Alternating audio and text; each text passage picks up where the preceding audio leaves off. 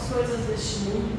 No segundo dia nós falamos sobre a liberdade apostólica. E hoje eu quero falar com vocês sobre a fidelidade apostólica. Fala para quem não está tomado. Fidelidade apostólica.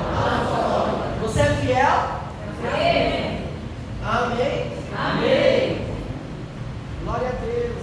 Só que a fidelidade a gente não mensura só quando está tudo bem, né, querido? Porque a fidelidade no dia bom é conveniência. Agora, a fidelidade a gente descobre nos dias das dificuldades, nos dias da adversidade. Quando a gente está passando por uma oposição, quando a gente está passando por um momento de afronta, aí a gente consegue provar se uma pessoa é fiel ou não. E o apóstolo Paulo aqui em 2 Timóteo, ele destaca alguns pontos muito importantes sobre aquele que quer servir ao Senhor. E ele ensina algo muito poderoso sobre uma verdade espiritual. O mundo espiritual, ele é reativo às nossas ações. Nós provocamos o mundo espiritual. Fala para quem está do outro lado, você provoca o mundo espiritual. Amém? Amém. Aquilo que nós fazemos aqui gera resultado lá. Por isso que Jesus fala, aquilo que vocês concordarem no céu, na terra, terá sido ligado no céu. Então, primeiro a gente estabelece aqui, na concordância, em princípios espirituais, e o mundo espiritual reage a isso. Então, Paulo começa a falar de algumas verdades. Ele fala assim, se morrermos com ele também viveremos. E Jesus disse o quê? Que aquele que quer encontrar a vida, precisa perdê-la. É impossível nós encontrarmos a vida que Jesus Cristo tem para nós, sem antes nós nos colocarmos numa posição de renúncia daquilo que são as nossas possibilidades e daquilo que são as nossas tais vontades. Então a primeira coisa que a gente aprende com Paulo aqui nesse texto é que para nós vivermos a vida abundante que Deus tem para nós precisamos mortificar a nossa carne. Nós precisamos mortificar o nosso eu. E nós precisamos abrir mão daquilo que muitas vezes é difícil e é incompreensível. Como que muitas pessoas vão viver um evangelho diante de cenários onde elas são caçoadas por andar em santidade, são caçoadas, alvos de chacota por não estar em determinados lugares. Ah, mas é sério mesmo que você só vai transar depois do casamento? Ah, é sério mesmo que você não bebe, você não usa drogas? É sério mesmo? E aí, muitas vezes nós vamos abrindo pequenas concessões para sermos inseridos na realidade do mundo. Mas a verdade é que Cristo veio para nos dar uma nova identidade e para que nós não sejamos reconhecidos como cidadãos deste mundo, mas para que nós sejamos conhecidos como cidadãos do céu. Então, que a cada dia mais as pessoas olhem para você e falem, você é estranho, você faz escolhas diferentes, e você vai falar, eu escolhi morrer para o mundo, para viver a vida que Jesus Cristo tem para mim. E aquele que mentia não mente mais, aquele que roubava não rouba mais, o que adulterava não adultera mais, porque aquele que está em Cristo é nova criatura. As coisas velhas se passaram e agora tudo se fez novo. Há uma nova vida para você viver em Cristo. Amém. Amém. Aplauda o Senhor. Aleluia. Fala, eu preciso matar a minha natureza humana. Amém. Essa semana eu precisei praticar bastante isso, viu, queridos? Eu olhava para o meu espelho e falava, vai morrer natureza humana. Você não vai falar o que você quer falar. Eu não sei se vocês viram, mas pegaram um vídeo meu da 7, né? E aí, porque eu falo Timóteo. Aí teve um que colocou, fala chiclete para o meu negócio. Eu já falei Timóteo. Você quer ver mais o quê? Mas é difícil, né? Às vezes a gente vê alguns comentários, vê algumas coisas, mas a verdade é que eu consegui indicar Nascente Alphaville para 3 pessoas, Nascente Vitória para outras 4, porque esse vídeo alcançou pessoas que jamais teriam sido alcançadas. Então, nós precisamos fazer morrer a nossa natureza humana, não ser esquentadinho, nervosinho e continuar continuar dando testemunho digno do Senhor Jesus, para que vidas sejam alcançadas através de nós. Amém? Amém. Depois Paulo fala assim: se perseverarmos, reinaremos com Ele. Está lá, perseverança, me traz governo. Amém? Amém. Quem aqui já perdeu coisas na vida porque deixou de perseverar? Então, o ônibus é a parte mais chata, né, querido? Você está lá esperando o ônibus uma cota de tempo. Aí você fala, ai, desisto. 40 aqui, né? 40. Aí você vai lá e desisto. Você vira a esquina, o ônibus passa. Quem já viveu isso? Você vai, desisto. Aí você virou, você saiu do ponto. Você já sai correndo, aí o motorista faz assim, não, era lá. Não é? E muitas vezes na nossa vida, a gente vive coisas assim. Porque a gente não persevera. Porque a gente desiste. Porque a gente não insiste. Né? Porque nós temos uma baixa resiliência. E essa nossa geração, né? Geração do fast food, geração da internet, é tudo muito rápido. E se não for rápido, a gente troca. Se não for rápido, a gente passa. A gente assiste 3, 4 programas de televisão ao mesmo tempo. Está no comercial de um, a gente assiste o outro, depois volta. Não é? Estou vendo uma revelação chegando ali, ó. Tá forte. Por quê? Porque a gente é intolerante à espera. A gente é intolerante à espera. Você faz um pedido no iFood, está lá previsto 20 minutos para entrega. Deu 15, você já está, esse negócio não chega. Né? Ai, vou cancelar, mas não estava no previsto.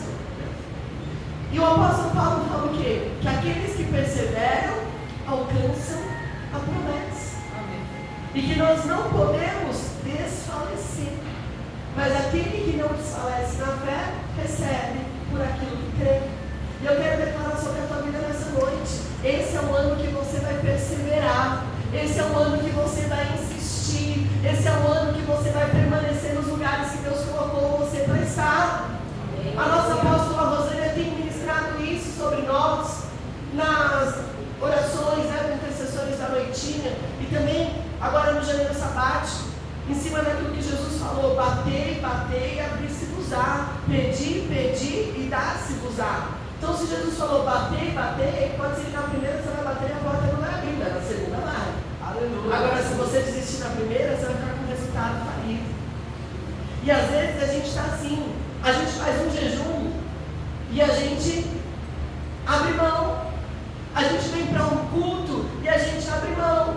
Talvez você tenha iniciado essa campanha e você tenha dito: não, eu vou fazer um voto, eu vou esses 3 domingos. Imagina que eu estou indo para ganhar um sorteio da Bíblia. Eu estou indo porque eu quero receber essa palavra. Não é isso? Motivações curadas, é claro.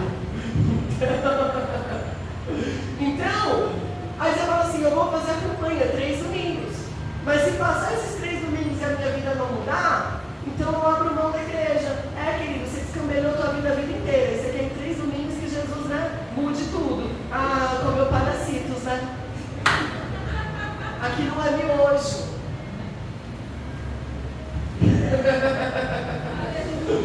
Você precisa de uma ação de perseverança. Até porque se Jesus mudar a tua vida da água para o vinho, da noite para o dia, nem você dá conta de ser essa nova criatura. Meu Deus. Mudanças consistentes, elas são gradativas. Então, glória a Deus. Ano passado você vinha a cada 15 dias, esse ano você vai vir 3 domingos seguidos. Olha só, você já avançou. Você já avançou. Agora, domingo que vem, você já vai começar uma outra campanha pessoal. Fevereiro eu vou. Agora, todo domingo, pelo menos uma quarta no mês. E aí você vai crescendo, aí você vai aumentando a sua constância. A perseverança te levará para um lugar de governo. Não abra mão diante das dificuldades. E se o Senhor me trouxe aqui para colocar essa palavra sobre a tua vida, é porque vão existir momentos que o diabo vai querer te tirar do lugar que o Senhor te colocou. Mas você vai se lembrar: aqueles que perseveram reinam com Cristo Jesus. E você vai reinar com Cristo Jesus em vida. Há uma coroa de vida sobre você. Você vai se posicionar e você não vai abrir mão. Há uma promessa: no lugar da tua vergonha, você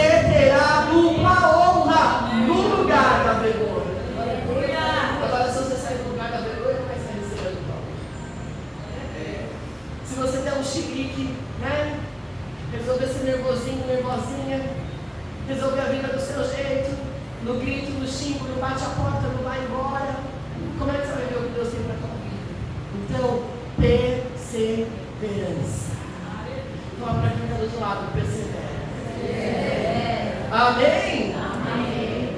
Depois Paulo fala algo interessante. Se negarmos, Ele também nos negará. E essa é uma verdade espiritual, né?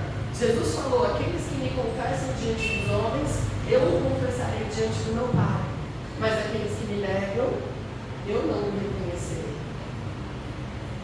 E muitas vezes, nós precisamos nos questionar. E nós precisamos nos examinar quanto a essa verdade espiritual. Nós confessamos a Jesus ou nós negamos a Jesus? Eu confesso a Jesus aqui na igreja, eu canto louvores aqui na igreja, eu já vim aqui na frente, eu já entreguei minha vida para Jesus, mas e lá fora? A minha vida revela Jesus Cristo? Ou eu sou um crente 007? A minha vida revela Jesus Cristo? Ou eu ando como qualquer outro?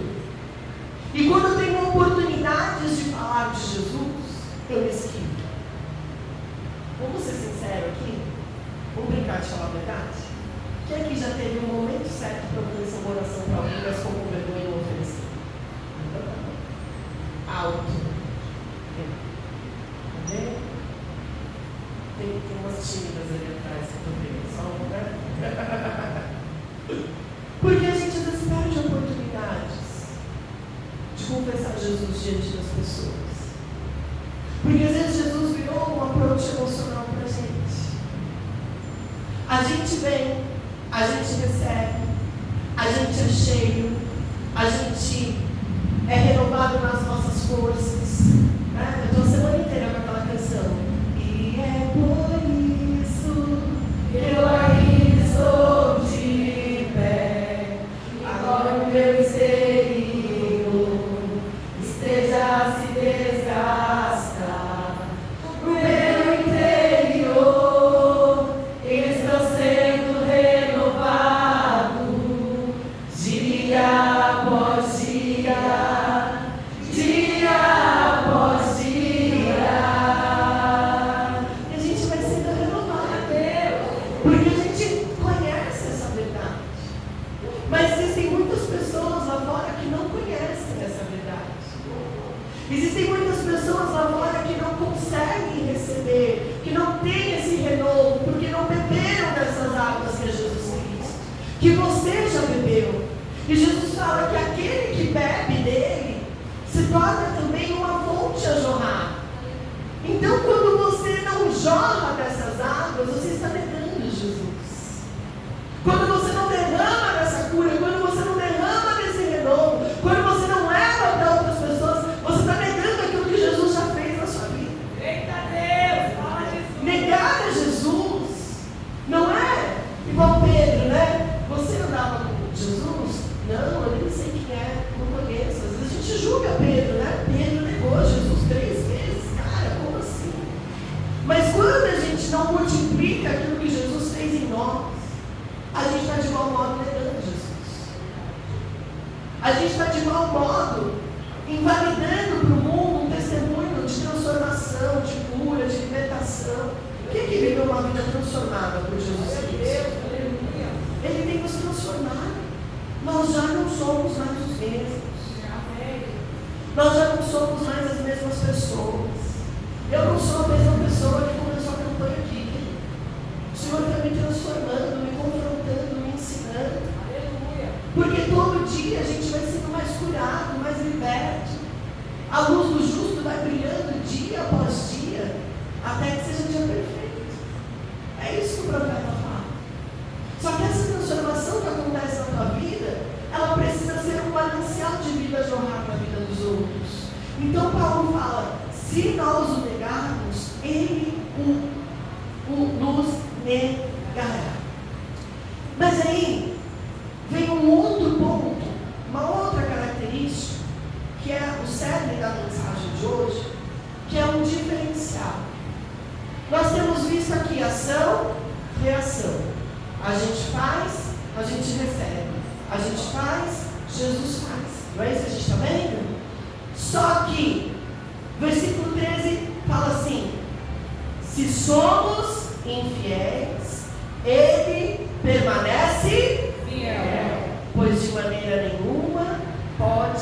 negar-se a si mesmo. Porque a fidelidade é uma característica espiritual imutável de Deus. Fala, a fidelidade é uma característica espiritual imutável de Deus. Amém? Satanás não sabe o que é fidelidade. Tanto que a queda dele se dá numa quebra de aliança. Eu não sei aqui quem já foi de outras religiões, mas a gente sabe que em determinados lugares se serve, né, entidades, enfim.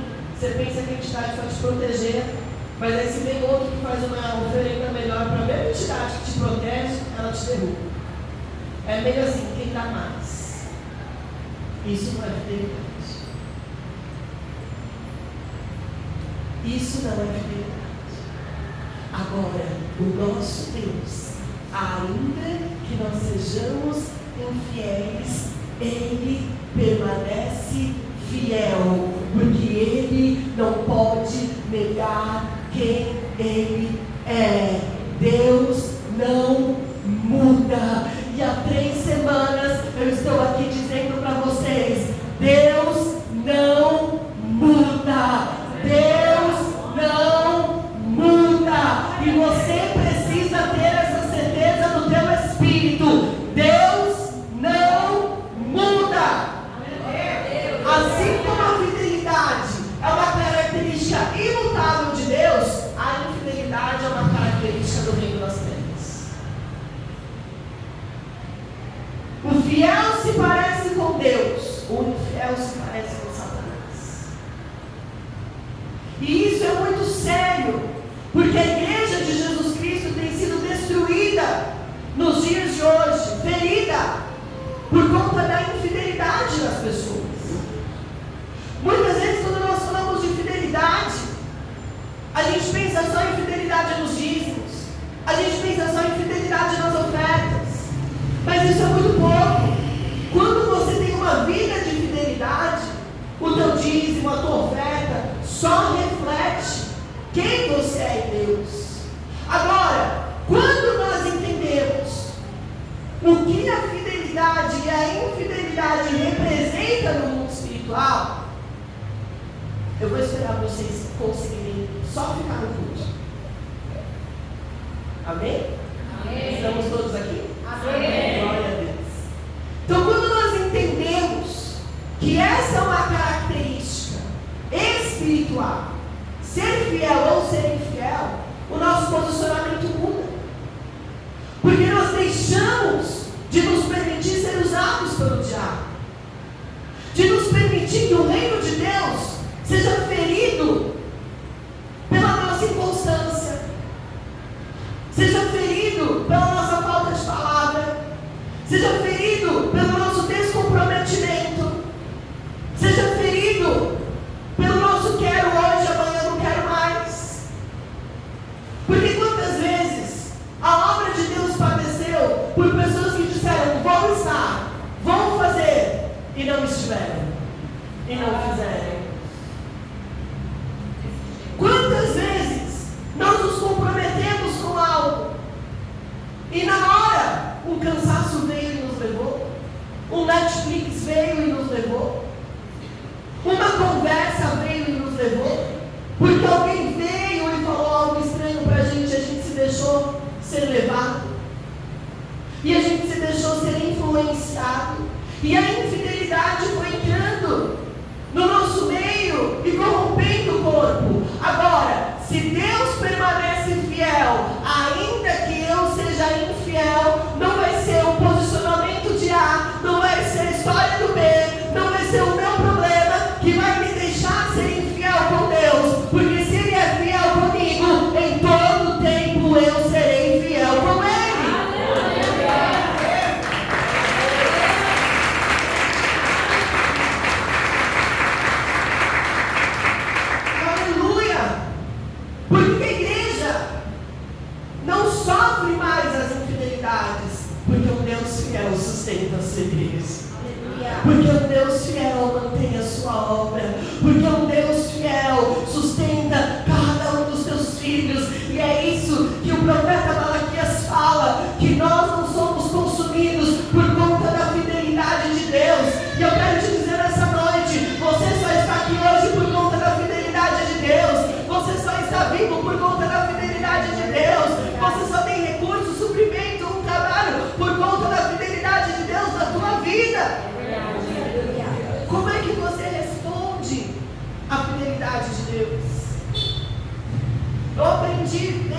conselho do meu ministério, que um homem espiritual não quebra alianças. Ainda que uma pessoa venha e rompa comigo, eu não rompo, porque há um poder na aliança. Alianças diante de Deus, elas são inquebráveis, querido. Não quebre a sua aliança com o Senhor, não quebre a sua aliança com o altar, não quebre alianças que você firmou diante de pessoas. O mundo hoje é complicado, porque as pessoas falam, não cumprem, fazem e depois não bancam o que fizeram. Elas têm dúvida a palavra, mas Jesus disse o quê? Seja o seu falar sim, sim, não, não, e o que passar disso é procedência maligna. Homens e mulheres têm uma só palavra. Aleluia. Você precisa ter uma só palavra. Não dá para a gente ser crente de duas palavras, porque isso é infidelidade.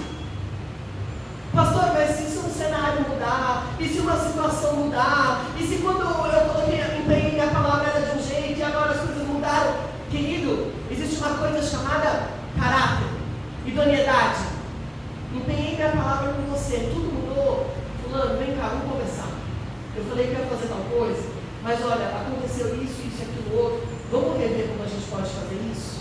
O problema é que as pessoas dão a palavra delas e quando elas mudam de ideia, ou quando elas têm um problema, elas só viram as costas e elas não têm responsabilidade com aquilo que elas se comprometeram. Infiéis. Infiéis. Uma pessoa assim se parece com Deus. Um Deus zeloso, que trabalha em favor daqueles que o amam. Uma pessoa assim se parece com Deus. Não. Mas nós vamos sair daqui para ser homens e mulheres que se parecem com o nosso Deus. Homens e mulheres que se parecem com o nosso Deus. Eu cresci, eu sou da década de 90. Eu cresci com as pessoas falando assim: não, se é crente pode confiar. Aí eu virei adolescente e adulto numa geração que é: se é crente, sai de perto. Não, alguma coisa mudou. E não foi Deus, querido. Alguma coisa mudou e não foi Deus. Então a fidelidade é a característica de um bom soldado de Cristo. Nós vivemos numa geração de pessoas desertoras, de pessoas ingratas, de pessoas que se esquecem da ajuda que receberam e viram as costas e difamam e caluniam e não tem temor de Deus, não tem respeito pela história que tiveram.